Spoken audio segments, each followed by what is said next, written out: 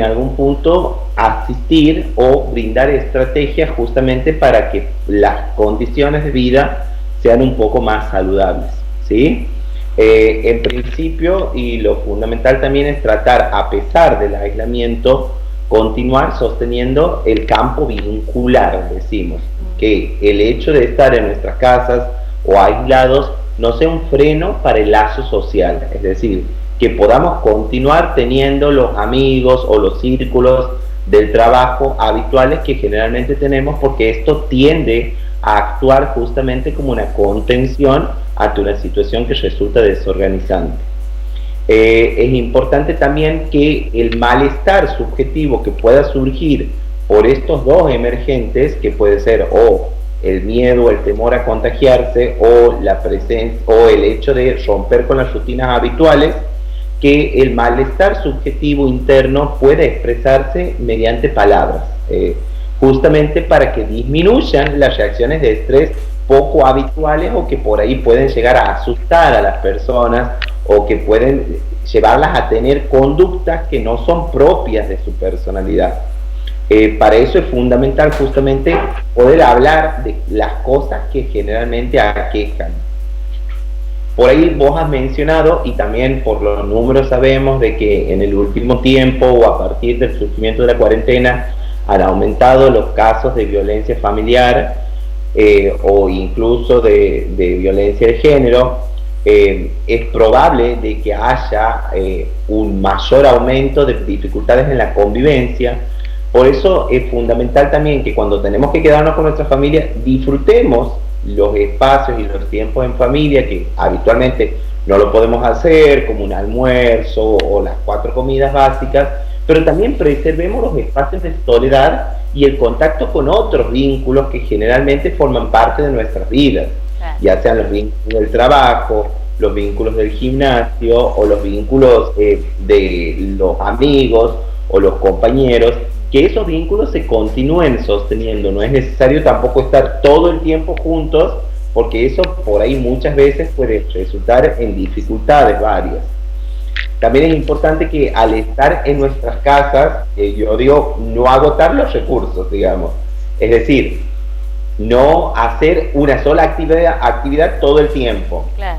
Es probable, o por ahí ha surgido, digamos, que como por ahí hay algunas personas que están mucho tiempo fuera de su hogar y de repente tenían muchas ganas de hacer alguna actividad, vamos a suponer, mirar Netflix o mirar la tele o hacer zapping o cocinar, de repente capaz que en los primeros días de la cuarentena es como que lo han hecho tanto que llega un momento que se han hartado de hacer lo mismo. La idea es que en el transcurso del día se puede tener distintas actividades justamente para no agotar los recursos. El mantener una rutina ayuda un montón y da un montón de cuestiones saludables que tienen que ver con mantener el ritmo de sueño, conservar los estilos básicos de alimentación, el poder tener justamente un momento en el que empieza el día y un momento en el que termina. El tratar de tener una rutina más o menos organizada pero flexible es fundamental en este momento. Es importante, disculpa, ¿no, licenciado? Es importante que podamos mantener eso, ¿no? De los horarios, el desayuno, el almuerzo, la merienda, la cena, porque muchas veces en esta época es como que uno almuerza un poquitito más tarde, merienda más tarde, y eso lleva también, bueno, a cenar más tarde, que se cambien los horarios, nos acostamos a dormir más tarde, porque al otro día por ahí mucha gente no está yendo a trabajar, pero es importante poder mantener esa rutina durante los días y saber, digamos, en qué día vivimos y todas esas cosas, porque por ahí esto se pierde también, ¿no? Con esta cuarentena. Es fundamental esto que has mencionado, Luciano, porque justamente esto da orden y organización al psiquismo en general.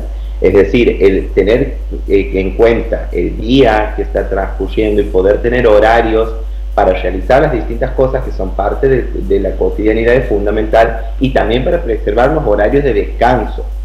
Sabemos siempre que el cerebro necesita descansar en el horario de la noche, porque justamente ahí se desarrollan una serie de circuitos neuronales y biológicos para lo cual es necesario que el cuerpo esté descansando.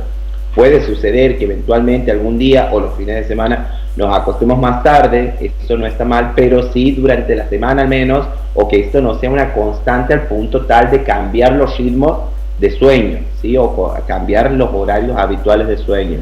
Y como te digo, en el día también ir variando en distintas actividades, no agotar los recursos, es decir, tener un horario de la mañana en hacer cuestiones que por ahí tengan que ver con el trabajo, o realizar lecturas, hacer un poco de actividad física. Hay un montón de tutoriales en internet o incluso en la televisión, están pasando modos de ejercitarse en casa. La actividad física en estos momentos es fundamental justamente para poder descansar, para poder mantener activo nuestro metabolismo. El tema de también reservar un espacio para hablar con la familia, pero también reservar un espacio para hablar con los amigos, ¿sí? Un momento de risa. No es bueno estar todo el tiempo mirando series o mirando películas, pero no es malo hacerlo en algún momento del día. Es decir, como tener como una rutina variada en la que el cuerpo vaya estando en movimiento y vaya teniendo distintas sensaciones físicas y también subjetivas a lo largo del día, ¿no?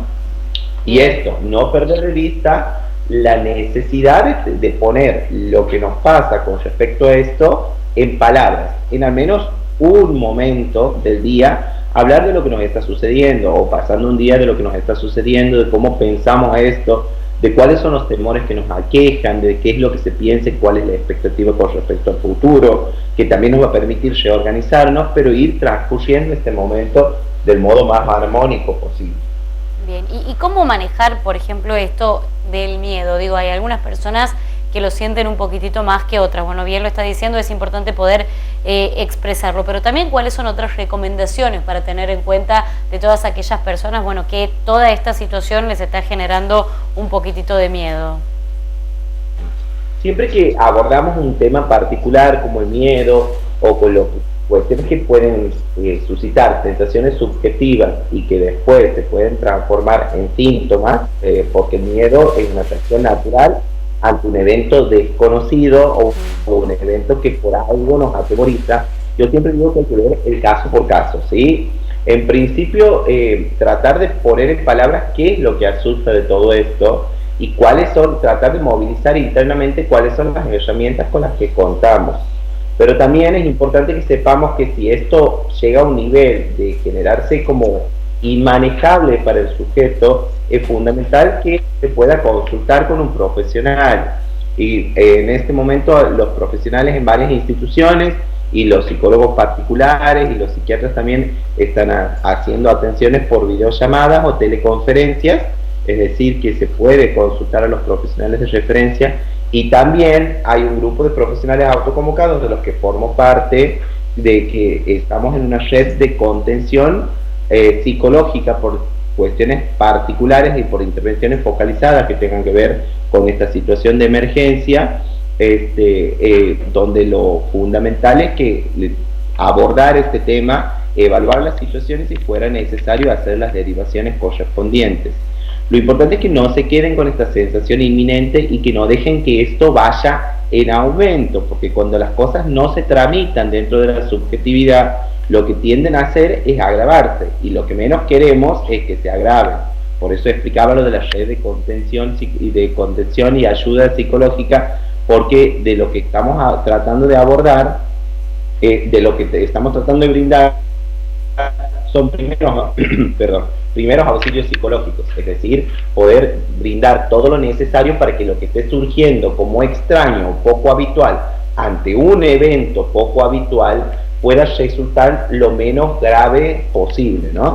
Y que pueda justamente ir tramitándolos y la persona sentir que tiene el control de eso que está sucediendo y realizar lo que se conoce como catarsis, que ya ejerce un efecto tranquilizador para la subjetividad. Y también esta cuestión de asesorar, si fuera necesario, cómo consultar o cómo continuar con esto que surge en la subjetividad, es decir, que puede resultar poco común para la persona, pero porque el hecho que estamos viviendo es poco común. Por eso yo digo es que no se trata aquí de patologizar o leer las situaciones como signos y síntomas de un determinado cuadro patológico, sino de tratar de ver de que todas las reacciones son esperables ante un evento que es poco inesperado.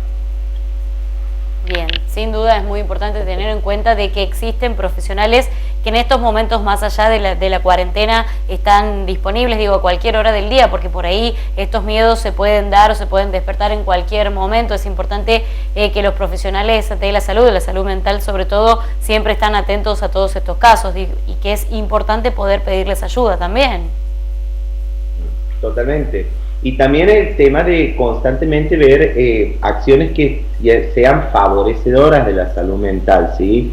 Es importante en estos momentos pensar en lo que son los propios deseos, en encontrar o reencontrar cosas que antes nos generaban satisfacción subjetiva y darles un tratamiento especial, sea la lectura, sea el ejercicio de alguna actividad artística, como por ejemplo el dibujo, o por ejemplo, como vos mencionabas recién, lo que es la danza, el poder hurgar videos con respecto a eso, el empezar a redescubrir el cuerpo para hacer cosas que tengan que ver con eso, y que justamente para tratar de tener una vida lo más saludable, o tratar de buscar nosotros mismos qué cosas son las que nos hacen bien y nos mantienen activo el deseo.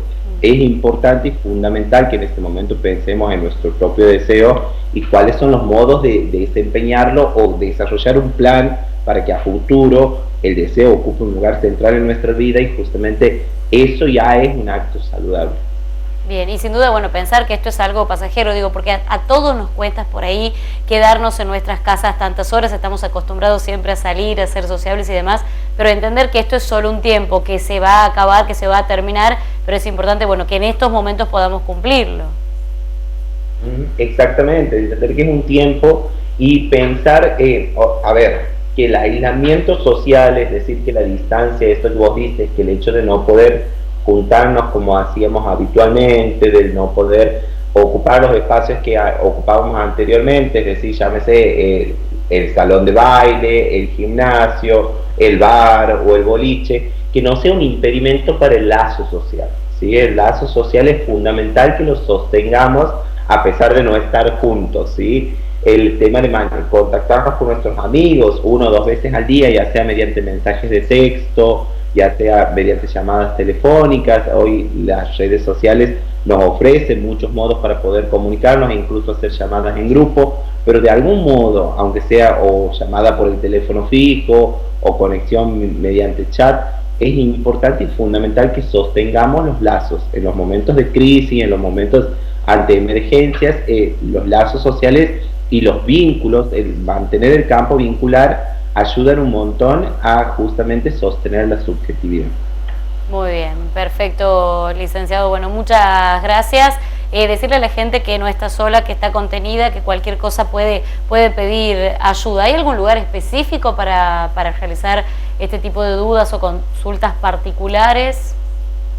En la red, de la que yo estoy formando parte, que es la red de contención psicológica, que se incluye entre lo que se conoce como atención primaria de la salud mental, hay 4 números de celulares con los que ellos se pueden contactar en distintos momentos del día, que son los coordinadores del grupo. Este grupo es un grupo de psicólogos autoconvocados que sí nos está ayudando en la difusión el Colegio de Psicólogos, pero la idea de la creación del grupo es de la licenciada María Ángela Guzmán, que después si quieren le pueden hacer una entrevista. Están también la licenciada Laurencia Silvetti como coordinadora, la licenciada Lucrecia Ávila y otra gente más, digamos, que oficia como coordinadora. Las coordinadoras son las encargadas de recepcionar las llamadas o los mensajes de texto, y ellas contactan a la persona consultante, que no es un paciente, sino que por la situación de crisis se le llama damnificado, para que se contacte con algún psicólogo, y el psicólogo es el que entra en contacto con la persona, y esta persona es la que decide si prefiere que la atención y la contención se realice mediante vía WhatsApp, por mensajes de texto, videollamada o mediante audios, es decir, que es el modo en el que la persona se sienta más cómoda y que se pueda resguardar en cuanto a su intimidad, porque muchas veces están con toda la familia y hay algunas situaciones que no encuentran el espacio para hablarlo por teléfono.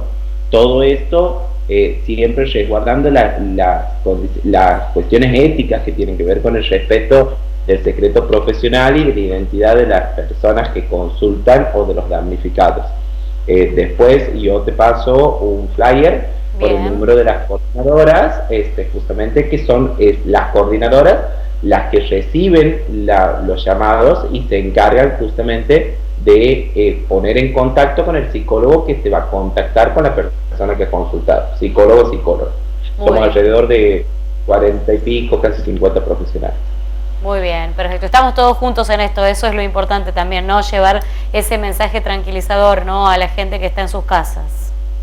Sí, sí, sí, y también, bueno, dentro del grupo, o si no, es conocido, digamos, los lugares en los que se continúan con las guardias, ¿sí? Con las guardias de salud mental, o que ante situaciones de emergencia, de complicaciones, como por ejemplo violencia intrafamiliar o violencia de género, hay números específicos con los cuales se pueden contactar. Bien, muy bien, muchas gracias, licenciado, que tenga un buen día. Igualmente, hasta luego a toda la audiencia.